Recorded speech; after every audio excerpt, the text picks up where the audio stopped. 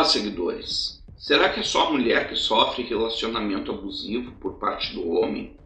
Ou será que isso pode acontecer de ambas as partes também? E no caso de abuso reverso, se é que existe, como o homem reage diante disso? E o que a mulher é capaz de exigir e de impor através desse tipo de relação?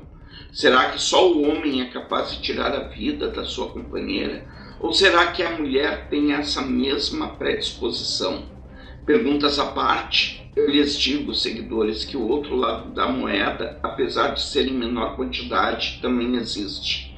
Ciúme e comportamento obsessivo não é uma prerrogativa masculina, e por causa disso uma mulher foi capaz de esfaquear o seu namorado 27 vezes, e depois ela fotografou Travis Alexander.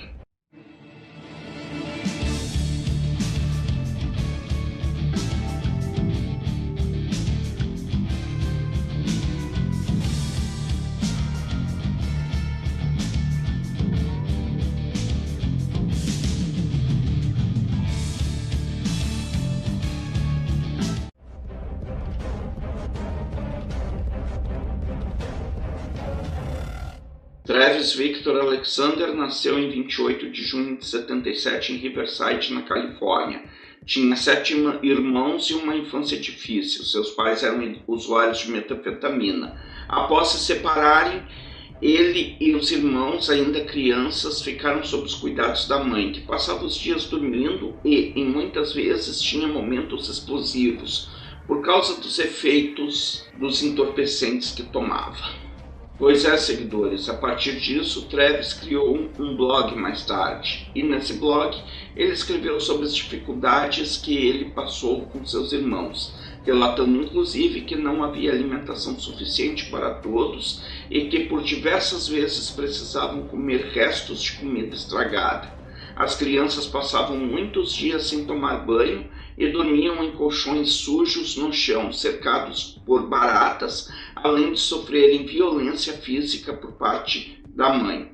Agora, seguidores, eu vou contar a vocês uma outra ponta desta história, lhes apresentando uma nova personagem que faz parte dela. Eu estou falando de Jodi Ann Arias, nascida em 9 de julho de 80 em Salinas, na Califórnia, e ao longo da vida foi construindo uma carreira profissional como fotógrafa. E foi num trabalho de fotógrafa que ela conheceu Travis, pois ambos estavam no mesmo evento, uma convenção empresarial em Las Vegas, em setembro de 2006. Segundo informações dos amigos de Travis, ele se apaixonou por Jodi à primeira vista, e um desses amigos inclusive falou o seguinte: Travis me disse várias vezes que queria se casar com Jodi e que estava apaixonado. Assim sendo, os dois iniciaram um namoro intermitente por 1 ano e meio, muitas vezes em um relacionamento de longa distância, revezando-se em viagens entre o Arizona, cidade que Jodi morava, e a Califórnia, onde morava Travis. Travis era membro batizado da Igreja de Jesus Cristo dos Santos dos Últimos Dias, mais conhecida como Igreja Mórmon. E pelas regras de sua religião, o casal não deveria se relacionar intimamente antes do casamento, algo que nunca foi cumprido na relação entre os dois. Os amigos próximos de Travis tinham uma opinião negativa sobre ela, afirmando que o relacionamento dos dois era bastante tumultuado e que Jodi tinha crises histéricas de ciúme. A ideia de que o casal deveria se casar virgem era algo que incomodava Travis.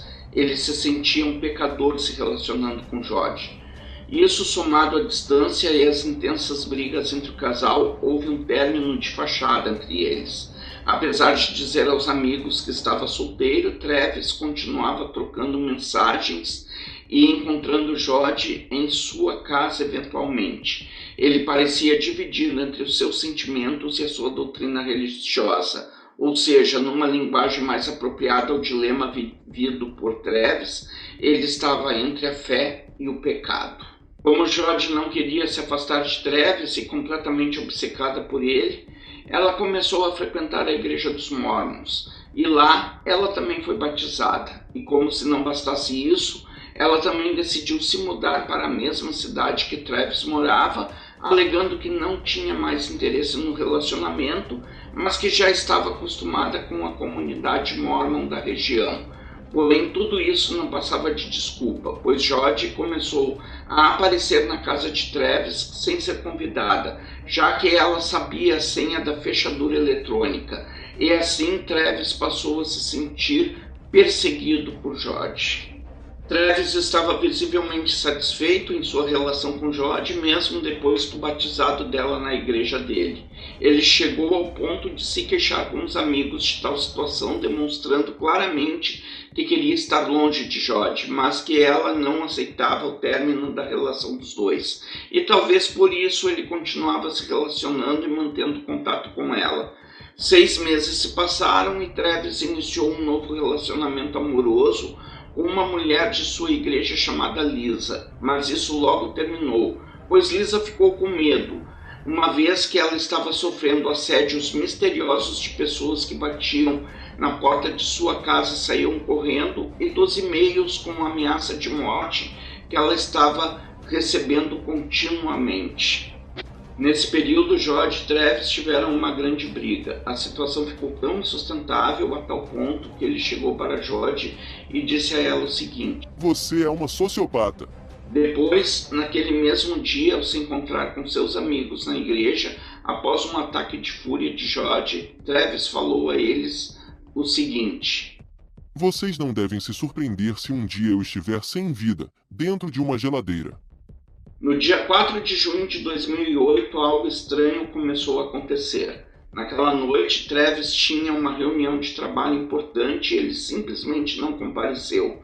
E isso não era nem um pouco comum, pois Travis não era desleixado com seus compromissos de trabalho.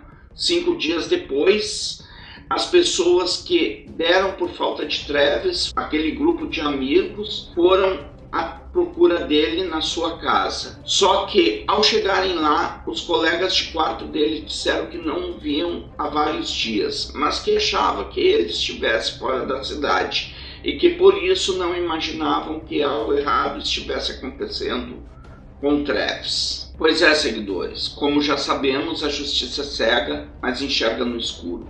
Os amigos de Travis e os colegas de quarto dele deram uma busca no local e encontraram a chave do quarto principal de Travis. E com essa chave, os amigos de Travis abriram a porta do tal quarto e entraram lá dentro. E o que eles viram foi de arrepiar.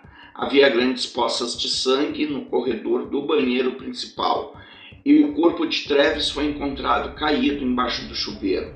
Durante a ligação para o 911, um policial perguntou a um amigo de Travis se ele tinha algum inimigo que fosse capaz de tirar a sua vida.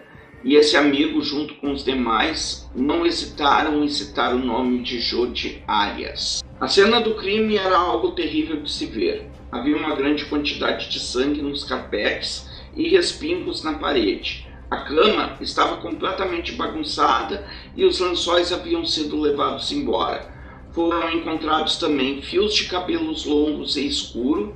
E guardem essa informação para mais tarde, seguidores, pois ela é muito importante. Uma câmera fotográfica no fundo de uma máquina de lavar e uma impressão palmar com sangue na parede do corredor do banheiro, onde constava o DNA da Jodi e do Travis. Os peritos concluíram que Travis Victor Alexander foi infligido com um objeto pérfuro cortante 27 vezes. Depois foi baleado na cabeça e teve a sua garganta cortada. A polícia recolheu a câmera fotográfica e conseguiu recuperar imagens excluídas, as quais mostravam Jodi e Travis em poses intimamente sugestivas. Essas fotos foram tiradas aproximadamente às 13 horas e 40 minutos do dia 4 de junho de 2008. Depois, às 17 horas e 29 minutos daquele mesmo dia, foi tirada uma fotografia mostrando Travis no banheiro. E seguidores, este foi o último registro de Travis Alexander ainda com vida. Outras fotos foram tiradas momentos depois do crime, onde mostram Travis mortalmente atingido e caído no chão do banheiro. Essas fotos apresentam imagens fortes e por isso eu não posso apresentá-las aos seguidores aqui pelo YouTube. Mas elas são encontradas no Google, caso alguém tenha interesse em vê-las. A polícia procurou Jodi e a levou para a delegacia para cobrar explicações dela sobre o que aconteceu com Travis. Nesse momento, ela alegou que não esteve com ele na ocasião em que o crime ocorreu e disse ainda que não via Travis há pelo menos 2 meses. Jodi apresentou como álibi um amigo o qual ela visitou em Utah no dia do crime. Ela ainda foi colocada diante das fotos que foram tiradas de Travis, ainda com vida e depois do crime ocorrido. Porém, ela alegou que não tratava-se dela e que as imagens foram alteradas através de programas de computador. Mas como ela poderia afirmar isso se ela disse que não o via há 2 meses? No fim, o tal amigo ainda desmentiu o testemunho dela, dizendo que Jodi só chegou na casa dele um dia após o crime. A polícia notou que o cabelo de Jodi estava pintado de castanho e que havia machucados nas mãos dela. E essa questão do cabelo pintado de castanho, seguidores, nos remete ao local do crime, onde foi encontrado um fio de cabelo longo e castanho, lembram? E quanto aos machucados, toda vítima que luta por sua vida vai machucar seu algoz. Isso é certo. Diante do interrogatório da polícia, Jodi disse que cortou suas mãos em alguns vidros quebrados num restaurante em que trabalhava, chamado Margaritaville. E isso era mais uma mentira de Jodi, pois a polícia descobriu mais tarde que não havia nenhum restaurante com esse nome na região indicada por ela. Seguidores, talvez eu nunca tenha dito isso no canal anteriormente, mas vou dizer agora. A verdade é única e a mentira tem 1000 versões. A Jodi estava toda enrascada e por isso toda vez que ela falava sobre o crime aos policiais, ela dava uma versão diferente. E quando alguém faz isso, seguidores, é porque é culpado. Depois de já ter dito que não via há pelo menos 2 meses o Travis, ela admitiu estar com ele no momento dos fatos, pois ela estava encurralada e não tinha mais como negar à polícia que não estava com Travis, depois de ter sido confrontada. Desta forma, ela quis se passar da condição de ré para a testemunha do crime, para não ser presa, e assim as inúmeras versões do caso contados por Jodi apareceram.